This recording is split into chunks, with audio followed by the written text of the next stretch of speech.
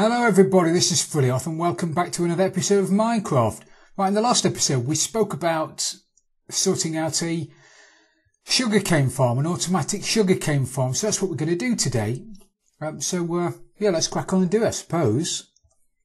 Right, I don't want to... The farm I've decided to build is going to be, as I say, it's going to be automatic. I don't want to have to do any work on there at all because fundamentally I'm just bone idle. But I don't want it to rely on piston timers, and I don't want it to rely on daylight sensors, and I don't want it to rely on strings and things like that. What I want to use are observer blocks, and I shall show you what I mean in the safety of the cave downstairs, because I don't like being out here. It's going to go here, by the way. I'm going to put it here under the ground and cover it with some glass so you can see. It's going to look fantastic.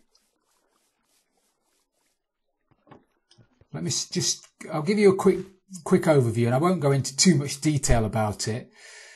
But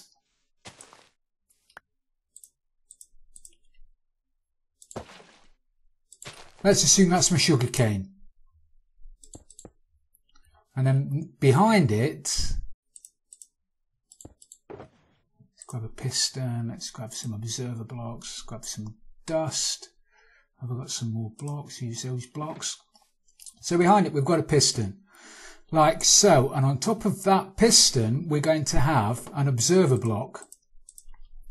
Now observer blocks, as you know, detect changes in the block in front of it, so it'll detect changes in that block there. At the moment there's nothing in it, it's air, but as soon as something happens in that block, that's going to send out a pulse, and we'll take advantage of that by having that there, having a block there, and having a bit of redstone dust on this block. Now using quasi-connectivity, basically that is going to power that piston, as daft as that sounds, but that's what's going to happen. So if I, just to pretend that the sugar cane is growing, if I put a bit of sugar cane on there, and then a bit of sugar cane on there, see that? The piston fires because the block in front of the observer block has been activated, it's changed, its state has changed, therefore it fires out a pulse and it activates the piston via quasi-connectivity. It's brilliant, I love it.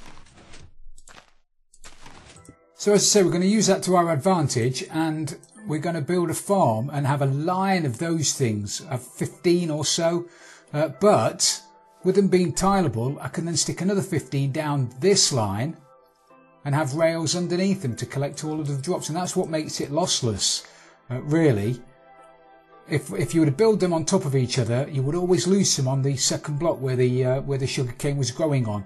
If you build it all on one level, the stuff's only got one place to fall, and that's on the ground, and you can pick it up with minecarts underneath.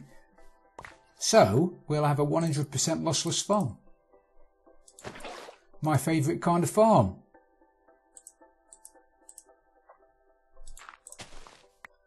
Right, so providing the weather's all right outside, we'll go out and make a start.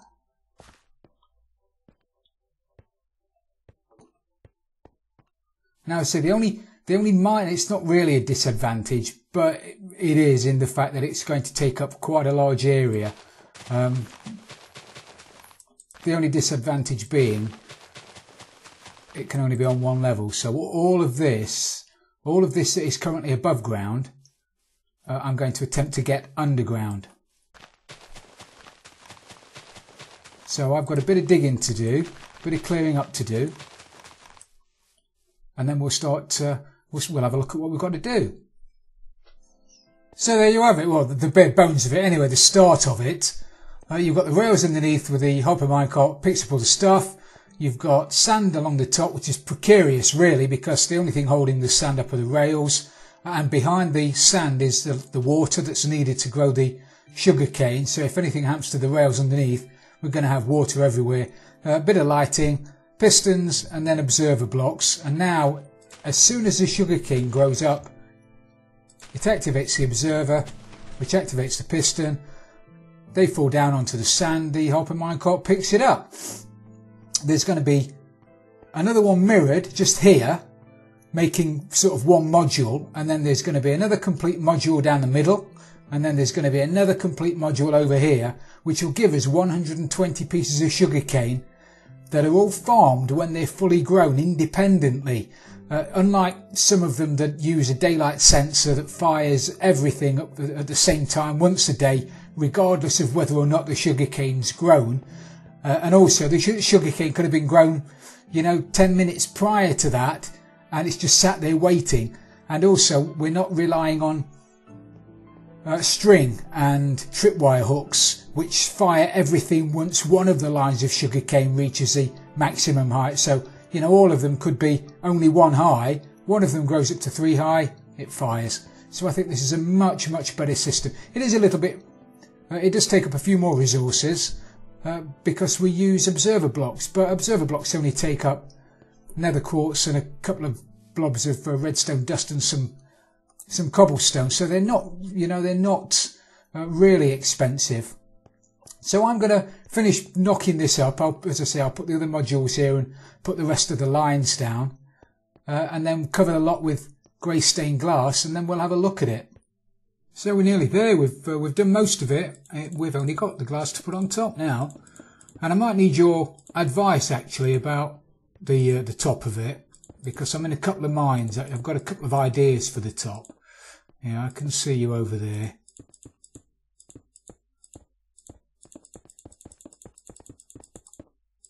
So my first idea is just to cover the entire top with grey glass, which is light grey glass, which is what I'm doing now.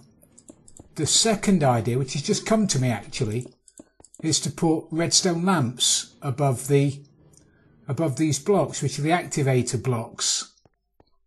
In theory, when the piston fires, they'll light up. Now it's going to serve no other purpose than to look good.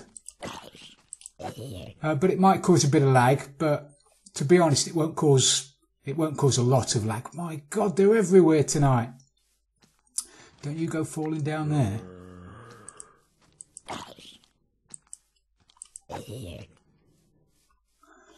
So I'll have a think about that. And thirdly, I could cover all of the observer blocks and all of the wood with wood. And excuse me, everybody, let's just get rid of these admirers.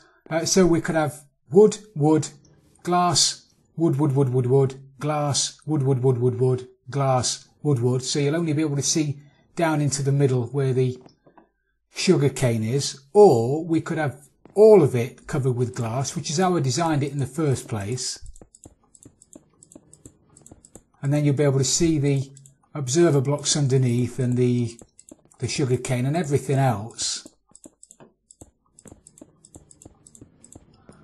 down the bottom of it. Or we could have the redstone lamps in there just so we can see them, especially at night. I mean, you probably won't be able to see a great deal during the day. I've been meandering around here waiting for one of them to fire just to see if we can see it.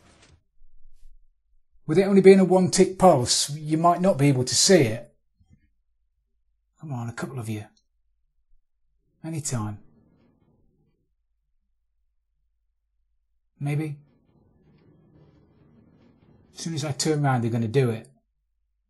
I'm turning round. Got my back to you. No, not going to do it. Well, for the time being, I've only got those redstone lamps anyway. So for the time being, I'll just cover the lot with glass.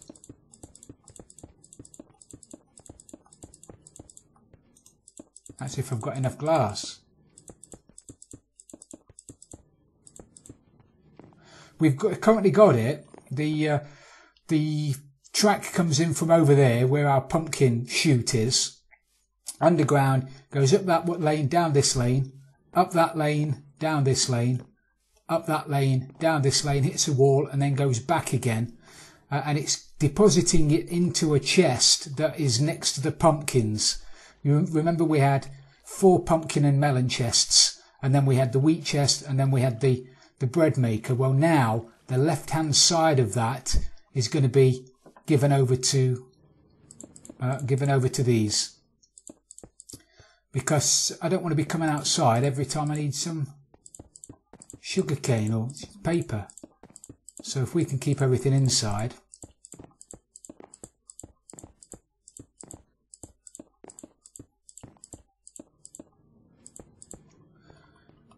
Right, shall I finish this off on camera? Shall I finish this off camera? I'll put these last few ones down here.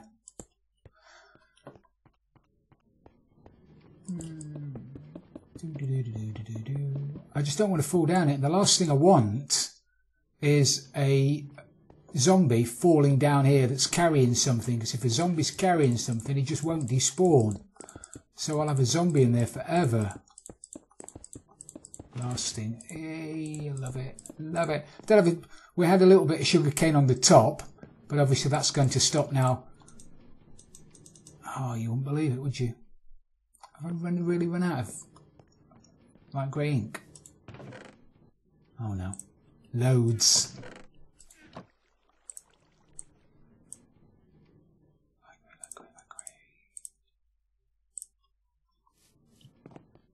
We'll just cover this bit over. As I say, I don't want zombies in there. So you'll have to let me know. Are we going for all glass over the top of it? Are we going for wood and then glass and then wood and then glass? Or are we going to try the redstone torches down there just for looks, so it lights up when the piston fires?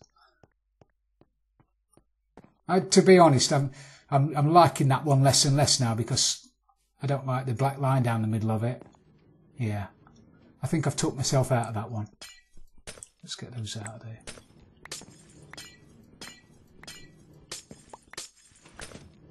And as I say, I've looked extensively at automatic sugarcane farms on the internet, on YouTube and everywhere else that people have been making them, and I've not come across one like this. So if somebody has already made one like this, then let me know so I can give them the credit.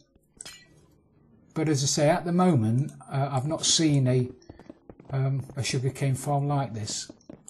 Right, I'm now out of stained glass. Never mind.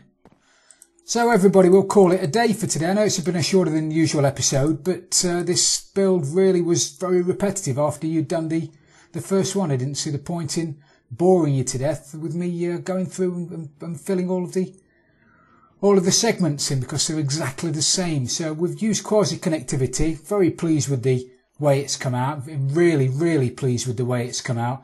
And so far it's 100% lossless, because there's nowhere for the sugarcane to go. Once it's broken, it falls on the floor and gets picked up by the minecart. So anyway, if you've liked this episode, please don't forget to leave it a like. It really is appreciated. And if you've loved the episode, don't forget to subscribe for future ones. This is Fully Off in front of your sugarcane farm, and I'm out of here.